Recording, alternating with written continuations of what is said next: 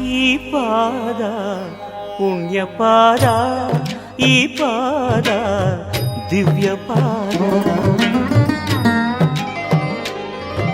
ತಾಯಿಗಳ ಪಾದ ಪೂಜೆ ನಡೆಯುವಂತ ಒಂದು ಸ್ಕೂಲ್ ಎಲ್ಲಾದ್ರೂ ಕಾಣ್ತೀವಿ ಅಂದ್ರೆ ಅದು ತಾಳಿಕೋಟಿ ನೆಲದೊಳಗೆ ಮಾತ್ರ ಕಾಣೋದಕ್ಕೆ ಸಾಧ್ಯ ಅಂತ ನಾನು ಭಾವಿಸ್ಕೊಳ್ತೀನಿ. ಈ ಸ್ಕೂಲು ಇವತ್ತೆಷ್ಟು ಜನ ರೀ, 1500 ಜನಕ್ಕೆ ಹೋಗಿ ಮುಟ್ಟೈತು ಅಂದ್ರೆ ಈ ಸ್ಕೂಲು ವರ್ಣನೆ ಮಾಡೋದು ಬಹಳ ಬೇಕಾಗಿಲ್ಲ.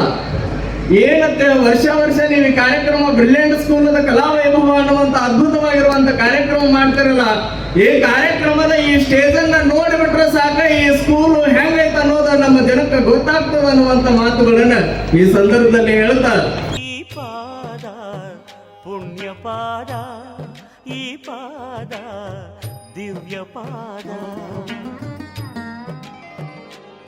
ಮನೆಗೆ ಬಂದು ಹೋದ ಪ್ರಥಮ ಲೋಕಪಾದ, ಮುಗಿಯದೆ ಹೋದ ನನ್ನ ಈ ಕರಬೇಕೆ, ಈ ಕರಬೇಕೆ.